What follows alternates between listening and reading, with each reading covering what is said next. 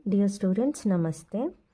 ಇವತ್ತು ನಾವು interest on drawings calculation under product method ಹೇಗೆ ಮಾಡೋದು ಅಂತ ಹೇಳಿ ನೋಡೋಣ. So interest on drawings calculation under product ಮೆಥಡ್ನ ನಾವು ಯಾವಾಗ ಫಾಲೋ ಮಾಡ್ತೀವಿ ಅಂತ ಹೇಳಿದ್ರೆ, ಒಬ್ಬ ಪಾರ್ಟ್ನರ್ ಬಿಸ್ನೆಸ್ನಿಂದ ಡಿಫ್ರೆಂಟ್ ಟೈಮ್ ಪೀರಿಯಡ್ನಲ್ಲಿ ಡಿಫ್ರೆಂಟ್ ಅಮೌಂಟ್ನ ವಿತ್ಡ್ರಾ ಮಾಡಿದಾಗ, ಅಥವಾ ಒಂದೇ ಸೇಮ್ ಅಮೌಂಟನ್ನ ಡಿಫ್ರೆಂಟ್ ಟೈಮ್ ಪೀರಿಯಡ್ನಲ್ಲಿ ವಿತ್ಡ್ರಾ ಮಾಡಿದಾಗ, ಈ ಸಂದರ್ಭದಲ್ಲಿ ನಾವು ಪ್ರಾಡಕ್ಟ್ ಮೆಥಡ್ನ ಯೂಸ್ ಮಾಡ್ತೀವಿ ಇಂಟ್ರೆಸ್ಟ್ ಕ್ಯಾಲ್ಕುಲೇಷನ್ಗೆ. ಸೊ ಇಲ್ಲೊಂದು ಪ್ರಾಬ್ಲಮ್ ಇದೆ. Sahana and Sania R partners in the firm. Sahana's drawings for the year 2024-25 are given below. Rupees 4,000 on 1/6/2024.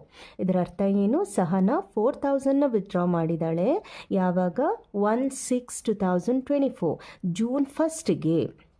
And 6,000 on 30th/9/2024. So 6,000ನ ವಿತ್ಡ್ರಾ ಮಾಡಿದ್ದಾಳೆ 30th/9 ಅಂತ ಹೇಳಿದರೆ ಸೆಪ್ಟೆಂಬರ್, 30th ಸೆಪ್ಟೆಂಬರ್ಗೆ. And 2,000 on 30th/11/2024. ಸೊ 2,000ನ withdraw ಮಾಡಿದ್ದಾಳೆ ಯಾವಾಗ? 30th ನವೆಂಬರ್ಗೆ. 11 ಅಂತ ಹೇಳಿದರೆ ನವೆಂಬರ್.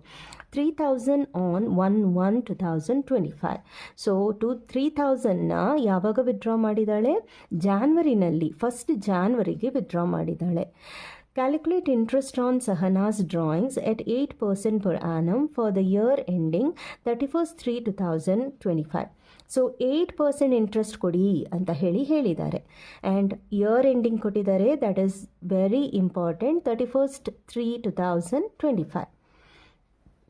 ಈಗ ಕ್ಯಾಲ್ಕುಲೇಟ್ ಮಾಡೋದು ಹೇಗೆ ಅಂತ ನೋಡಿ. ಫಸ್ಟ್ ನಾವಿಲ್ಲಿ ಡೇಟ್ ಕಾಲಮ್ ಹಾಕೋಬೇಕು, ದೆನ್ ಅಮೌಂಟ್ ಕಾಲಮ್. ಈ 2 ಕಾಲಮ್ ನಿಮಗೆ ಕ್ವೆಶ್ಚನಲ್ಲೇ ಸಿಕ್ಬಿಡುತ್ತೆ. ಇಲ್ಲೇ ಇದೆ, date and amount. Same date same ಅಮೌಂಟ್ನೇ ನಾವಿಲ್ಲಿ ಬರಿತೀವಿ. ಇದಾದಮೇಲೆ ಔಟ್ಸ್ಟ್ಯಾಂಡಿಂಗ್ ಮಂತ್. ಸೊ ಎಷ್ಟು ಮಂತ್ ಕ್ಯಾಲ್ಕುಲೇಷನ್ ಮಾಡ್ತೀವಿ ನಾವು ಅಂದರೆ, ಅವಳು ವಿತ್ಡ್ರಾ ಮಾಡಿದಲ್ಲಿಂದ ಎಂಡ್ ಡೇಟ್, ಇಯರ್ ಎಂಡ್ವರೆಗೆ ಎಷ್ಟು ಮಂತ್ಸ್ ಆಗುತ್ತೆ ಅಂತ ಹೇಳಿ. Next last column, that is product. So product ಕಂಡುಹಿಡಿಬೇಕು. So will write the date 1/6/2024, 30th/9/2024, 30th/11/2024, and 1/1/2025. Amount 4,000, 6,000, 2,000, 3,000. ಈಗ ಔಟ್ಸ್ಟ್ಯಾಂಡಿಂಗ್ ಮಂತ್ನ ಕ್ಯಾಲ್ಕುಲೇಟ್ ಮಾಡಬೇಕು. ಸೊ 1/6 ಅಂತ ಹೇಳಿರೋದ್ರಿಂದ 6 ಅಂತ ಹೇಳಿದ್ರೆ ಜೂನ್ 1ಗೆ ಅಂತ ಹೇಳಿದ್ರೆ ಜೂನ್ ಫುಲ್ ಮಂತ್ ಕೂಡ ಸಿಗುತ್ತೆ. ಸೊ ಜೂನಿಂದಲೇ ನಾವು ಕನ್ಸಿಡರ್ ಮಾಡಬೇಕು. ಜೂನ್ 1ನಿಂದ 31st ಮಾರ್ಚ್ವರೆಗೆ ಎಷ್ಟು ಮಂತ್ಸ್ ಆಗುತ್ತೆ ಅಂತ. ಸೊ ಕೌಂಟ್ ಮಾಡ್ಕೋಬೇಕು. ಜೂನ್ನಿಂದ ಮಾರ್ಚ್ವರೆಗೆ ಕೌಂಟ್ ಮಾಡಿ. June, July, August, September, October, November, December, January, February, March. How many months? 10 months ಆಗುತ್ತೆ. ಆ್ಯಂಡ್ ನೆಕ್ಸ್ಟ್ 30th ಸೆಪ್ಟೆಂಬರ್, 9 ಅಂತ ಹೇಳಿದರೆ ಸೆಪ್ಟೆಂಬರ್. ಸೊ 30th ಸೆಪ್ಟೆಂಬರ್ ಅಂದರೆ ಸೆಪ್ಟೆಂಬರ್ ಎಂಡಲ್ಲಿ ವಿತ್ಡ್ರಾ ಆಗಿರೋದ್ರಿಂದ ಸೆಪ್ಟೆಂಬರ್ನ ಕನ್ಸಿಡರ್ ಮಾಡೋ ಅವಶ್ಯಕತೆ ಇಲ್ಲ. ಅಕ್ಟೋಬರ್ನಿಂದ ಕೌಂಟ್ ಮಾಡ್ಕೋಬೇಕು. October, November, December, January, February, March. So how many months? 6 months ಆಗುತ್ತೆ. And here 30th/11/2024. So 30th ಅಂತ ಹೇಳಿದ್ರೆ ಇಲ್ಲಿ ನವೆಂಬರ್ನಲ್ಲಿ ಏನಾಗಿದೆ? 30th ನವೆಂಬರ್ಗೆ ವಿತ್ಡ್ರಾ ಆಗಿರೋದು. ಸೊ 30th ಅಂತ ಹೇಳಿದರೆ month end.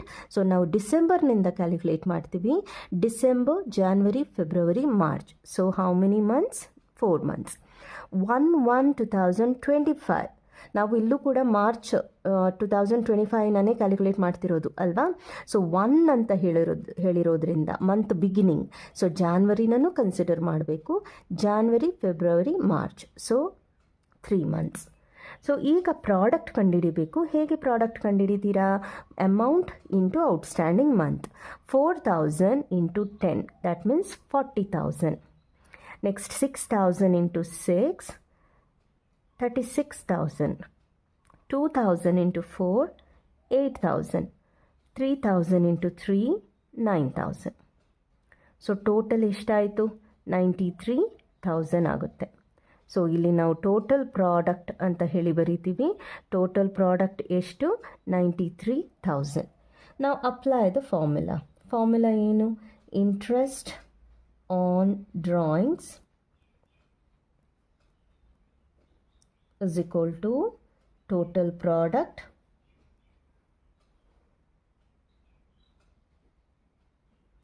into rate into 1/12.